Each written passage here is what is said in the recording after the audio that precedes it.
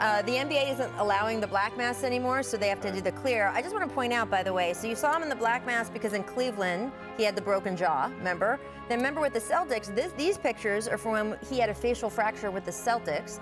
I am, as I like to say, I'm not a doctor, so I don't know if having one facial fracture and a broken jaw makes you more susceptible to another facial fracture, which is why this happened. You probably should stay out of fights because your face is not really built for that. Right.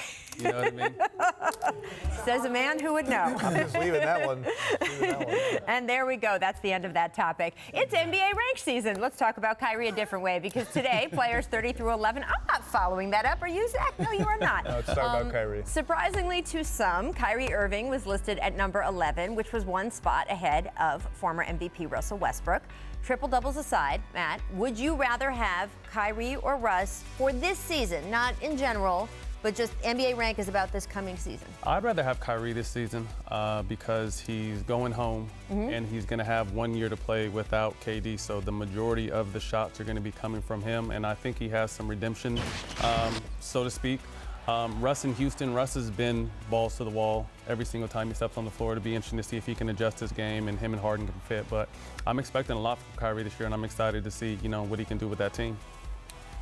The answer should be Kyrie because I know what's going to happen. He gets to get the ball and go. Like, he's the number one option. He's going to run a million pick and rolls and do his thing. Russ, it's just like, what is Russ going to do? How is it going to fit? How is it going to work? But I'm going to go Russ because I at least know that he's going to be a positive presence in my locker room every day. He's going to play hard all the time. Teammates are going to like him. And I actually think I'm a little more optimistic than most people about how it's going to work with Harden. I think there are ways for it to work, and I'm especially interested. One of the stats I'm going to be looking at all season, catch and shoot threes for Russ. Because he's had some seasons where he's shot 35, 36%. If he can get back just to that on the kind of easy looks he's going to get off of Harden, like, that's just a very basic thing. And I think that's more realistic than people think it is. Matt, is that possible with a player? I mean, we see players obviously add to their game and add shooting, and then we see players decline kind of as they get more toward retirement. But can you do this? Because Russ's shooting numbers have gone down the last two seasons, and his free throw, talk about catch and shoot or open looks from Harden,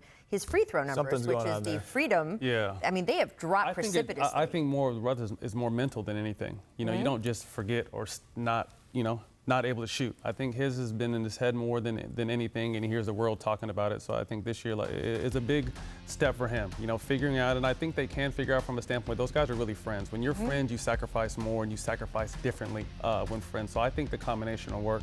And if he could just stay out of his head, he's been able to knock down shots his whole career. These last 2 years have been a little bit down, but like you said, the free throw percentage should be back up in the 80s. And if, like Zach said, if he can shoot in the 35, 36% range on those catch and shoots, he's unstoppable, with everything else. So it'd be interesting. You played on the ultimate team for that, right? So the team you won your ring with, you have Kevin Durant and Steph Curry having to sacrifice parts of their game for each other. It's been Everyone, it's been a big topic of conversation, obviously, recently.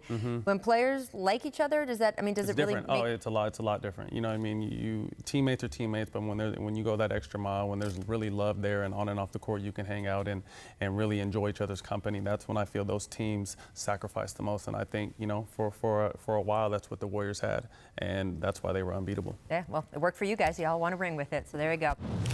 Thanks so much for watching ESPN on YouTube. For more sports analysis and highlights, download the ESPN app. And for live streaming and premium content, subscribe to ESPN+.